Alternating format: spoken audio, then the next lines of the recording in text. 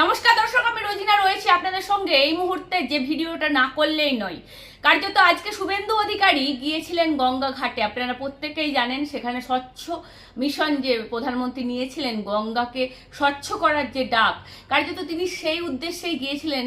সেখানে গিয়ে একটা অদ্ভুত চিত্র আমরা লক্ষ্য করলাম। মুখ্যমন্ত্রী শুভেন্দু অধিকারী, আমরা ভাবছিলাম তিনি কি লড়াইয়ের ইতিহাস ভুলে যাবেন, কারণ মমতা বন্দ্যোপাধ্যায়কে আমরা দেখেছি একের পর এক তার যারা কাছের সৈনিক ছিলেন তাদেরকে ছাঁটতে ছাঁটতে কার্যত মমতা বন্দ্যোপাধ্যায় আজ একা।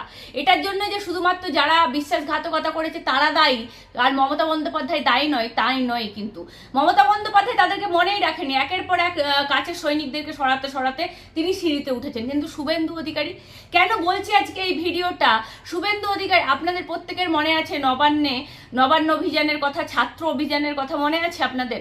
সেই দিন এক সন্ন্যাসী ভাইরাল হয়েছিল, আপনারা দেখেছিলেন। তার দিকে পুলিশ জল কামান চালিয়েছিল, তাও সে দাঁড়িয়েছিল, বলেছিল আরো চালাও আরো চালাও। সেই সন্ন্যাসীকে আজকে মুখ্যমন্ত্রী দেখতে পেয়ে এই কার্যত দূর থেকে ছুটে গিয়ে তাকে জড়িয়ে ধরেন। ব্যারিকেডের বাইরে তিনি দাঁড়িয়েছিলেন, তিনিও মুখ্যমন্ত্রীকে দেখবেন বলে গিয়েছিলেন, ব্যারিকেডের বাইরে দাঁড়িয়েছিলেন। তখন শুভেন্দু অধিকারী তাকে জড়িয়ে ধরে তারপর তার সিকিউরিটিদেরকে বলে উনাকে নিয়ে আসুন ভেতরে।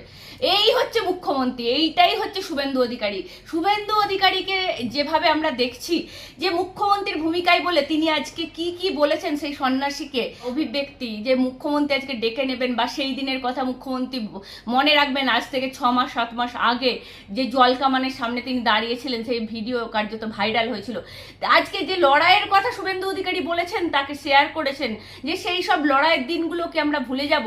সত্যিই মনে রেখেছেন মুখ্যমন্ত্রী।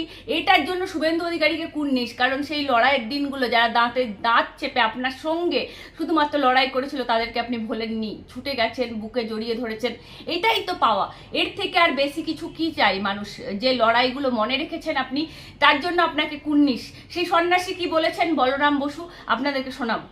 মুখ্যমন্ত্রী সবাইকেই মনে রাখেন এবং অত্যন্ত ওনার মেমারি স্বাদ এবং নাম ধরে ডাকা, প্রত্যেকটা কর্মীর নাম মনে রাখাটাই একটা বিষয় না। যে সমস্ত মানুষেরা মাটি থেকে ওঠে না, যারা একদম জমির লড়াই লড়ে, তাদের এই ধরনের বিষয়টা থাকে, তারা কিন্তু কর্মীদের ভোলেন না। আমাদের সরকার মানুষের সরকার, আমাদের মুখ্যমন্ত্রী মানুষের মুখ্যমন্ত্রী। বলরাম বসু বলছেন? হ্যাঁ, বলছি। বলছি দাদা, আজকে মুখ্যমন্ত্রী আপনাকে নিজে ডেকে নিলেন, দূরে ব্যারিকেডের বাইরে আপনি দাঁড়িয়েছিলেন।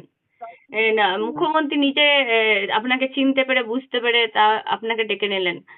না মানে মুখ্যমন্ত্রী হয়ে শুভেন্দু অধিকারীকে যে বদলায়নি, এটা আমরা রিয়েলাইজ করলাম। না না, যে সমস্ত মানুষেরা মাটি থেকে ওঠে না, যারা একদম জমির লড়াই লড়ে, তাদের এই ধরনের বিষয়টা থাকে, তারা কিন্তু কর্মীদের ভোলেন না।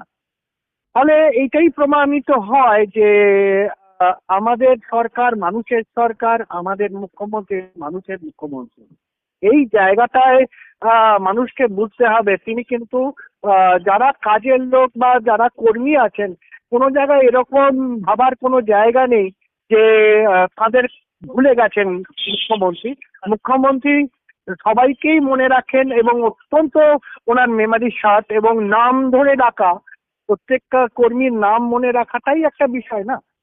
একজন মুখ্যমন্ত্রী তার কি দায় পড়েছে কাউকে ডেকে নেওয়ার, তাই না? একদম বলরাম দা, আপনি বাইরে ব্যারিকেডের বাইরে দাঁড়িয়েছিলেন, কি হলো বিষয়টা একটু আমরা জানতে চাইবো। আমরা তো জাস্ট ভিডিওই দেখলাম, একটু যদি আমাদেরকে বলেন। আমি আমার কয়েকজন ভাই এতে ব্যারিকেডের বাইরে দাঁড়িয়েছিলাম, কারণ আমাদের তো পাস আমরা করিনি, আমরা গেছিলাম মুখ্যমন্ত্রীকে দেখার জন্য। তিনি আমাদের যে জায়গায় আমরা থাকি সেইখানকার যে মানে গঙ্গার ধার উন্নয়ন, কারণ আহ, আহ, মানে আমাদের গঙ্গা পরিষ্কার করার জন্য তো অনেক দিন ধরে কাজ করছেন প্রধানমন্ত্রী। সেই কারণের জন্য যখন আমাদের এই সরকার এসছে, তখন আহ, উনি এই যে প্রধানমন্ত্রীর যে আহ, পরিকল্পনা, যে চিন্তা যে গঙ্গা আমাদের নির্মল হবে, তো সেই পরিকল্পনা রূপায়ণের জন্য তিনি বিভিন্ন জায়গায়, আমি ভাগ্যচক্রে একটা মিটিং এও ছিলাম যেখানে মুখ্যমন্ত্রী ছিলেন, আমাদের অগ্নিমিত্রাদি ছিলেন, আমাদের তাপসদা ছিলেন, আমাদের এমএলএ পূর্ণিমাদি ছিলেন, ছিল বিজয় দা ছিলেন। হ্যাঁ, রিতেশ দা ছিলেন, সবাই ছিলেন। তো কিভাবে গঙ্গার সাইডটাকে পরিষ্কার রাখা যায়, কিভাবে নতুন জায়গাটাকে সুন্দর করা যায় যেখানে গঙ্গা আরতি করা একদম। সম্ভব। সেটা আপনারা আজকে হ্যাঁ, দেখতে গিয়েছিলেন। হ্যাঁ, সেইটাই সেইটাই আলোচনা হলো এবং সেই বিষয়টা নিয়েই আমি গেছিলাম মুখ্যমন্ত্রীকে দেখার জন্য। কারণ আমি নিজেকে একদম একটা সাধারণ মানুষ মনে করি। তো উনি আমাকে মনে করেছেন যে আমাকে দিয়ে হয়তো কাজ হতে পারে, সেই কারণের জন্য উনি আমাকে ডেকে নিলেন। কারণ আমরা অনেক দিন ব্যারিকেডের দিন বাইরে ধরে, উনি আপনাকে লক্ষ্য করলেন, তারপর আপনার দিকে এগিয়ে গেলেন। হ্যাঁ, আমি ব্যারিকেডের বাইরে ছিলাম। উনি মাঝ রাস্তায় গাড়ি দাঁড় করিয়ে দুমদুম করে নেমে চলে এলেন আমার কাছে।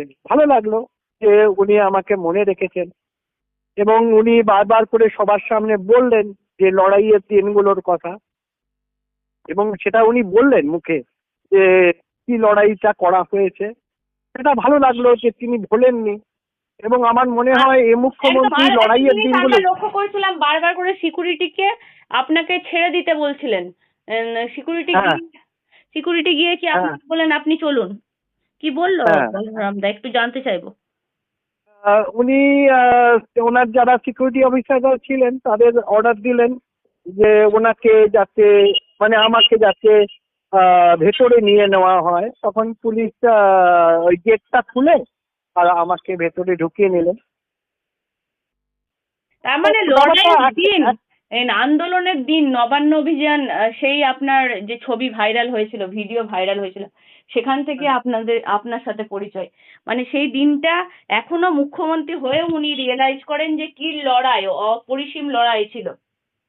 হ্যাঁ, এইটাই এইটাই বিষয় আছে, সেই লড়াইয়ের দিনগুলো যেদিন আর, আপনার ছাত্র আন্দোলন চলছে বা পরবর্তী সময় যখন বাংলাদেশ হাই কমিশনে আমরা হিন্দু ওই বাংলাদেশে মারা গেলেন না, দীপু একদম, দীপু দীপু দাস। দীপু দাস, দীপু দাস। তো ওই দীপু দাসের এতে যখন আমরা আন্দোলন করলাম, তো আমাদের ওপর যে বিগত সরকার যে আক্রমণগুলো করেছিল সেই আন্দোলনের, এবং মমতা ব্যানার্জির বিরুদ্ধে যে সমস্ত আন্দোলনগুলো হয়েছে সেই দিনগুলোর কথা, প্রতিটা কথা ওনার মনে আছে, এবং উনি মেমারিতে সেটা আছে বলেই আজকে সেই মানুষটা কিন্তু মাটির মানুষ হয়ে রয়েছেন। মুখ্যমন্ত্রী হয়েও তিনি মাটির সঙ্গে লেগে রয়েছেন। এইটা দাদা, ভালো লাগলো যে একজন একদম। মুখ্যমন্ত্রী হয়ে যে তিনি মানে নিজেকে মাটির মানে এই যে সঙ্গে মমতা যোগাযোগ রাখতে ব্যানার্জি পারেন। এক একটা সিঁড়িতে সিঁড়িতে উঠতে গেছেন, আর প্রত্যেকটা তার পুরনো কর্মীকে সরাতে সরাতে গেছেন, সেরকম শুভেন্দু অধিকারীকে দেখা গেল না। না, না, একদম একদম নয়। এটাই ভালো লাগলো। ভালো লাগার বিষয় হচ্ছে কে কাকে ডেকে নেওয়া নয়, যে তিনি যে চিন্তার মধ্যে সেই আন্দোলনের দিনটার কথা মাথায় রেখেছেন, সেই জায়গাটার কথা আমার মনে হলো। দাদা, আপনাকে অসংখ্য ধন্যবাদ আমাদেরকে শেয়ার করার জন্য। আপনার অনুভূতি নিশ্চয়ই আজকে খুব সুন্দর হয়েছে, সেটাই আমরা তুলে ধরার চেষ্টা করলাম। ভালো থাকবেন, সুস্থ থাকবেন। নমস্কার নমস্কার। সবাইকে, আপনার সব সব দর্শককে নমস্কার।